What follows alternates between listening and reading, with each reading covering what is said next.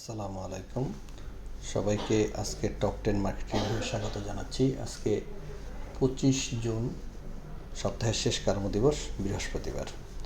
আজকে বেশ কয়েকদিন পর মার্কেট 1000 কোটি টাকার উপরে ট্রেড হয়েছে। 1110 কোটি টাকার ট্রেড হয়েছে।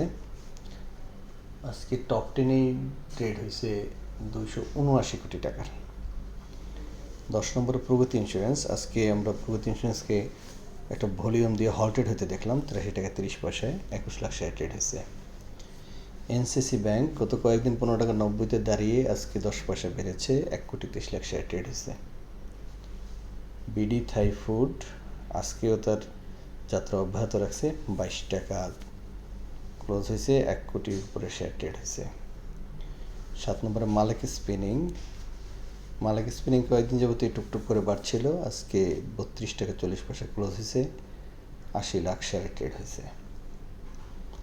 6 নম্বরে সাপোর্ট গত কয়েকদিনের টানা পতনের পর আজকে একটু ব্যাক করেছে। 54 লাখ শেয়ার ট্রেড হয়েছে।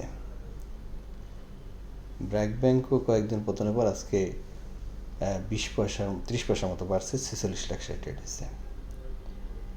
4 নম্বরে এশিয়াটিক ল্যাবকে আমরা একটু আজকে কমতে দেখেছি। একটু মোটামুটি ভালো ভলিউম হয়েছে। 24 লাখ 65 হাজার শেয়ারের ট্রেড হয়েছে। রিসেন্ট সময় highest volume. National feed mill আজকে প্রায় হল্টেড হয়ে গিয়েছিল। 1 কোটি 39 লাখ শেয়ার ট্রেড হয়েছে। 24 টাকা হয়েছে শেয়ারটির প্রাইস। এখন বেশ কয়েকদিন যাবৎ গ্রোথ হচ্ছে শেয়ারটির। তৃতীয় পজিশনে ছিল আইপিডিসি তার যাত্রা অব্যাহত রাখছে। আজকেও 60 পয়সা বাড়ছে।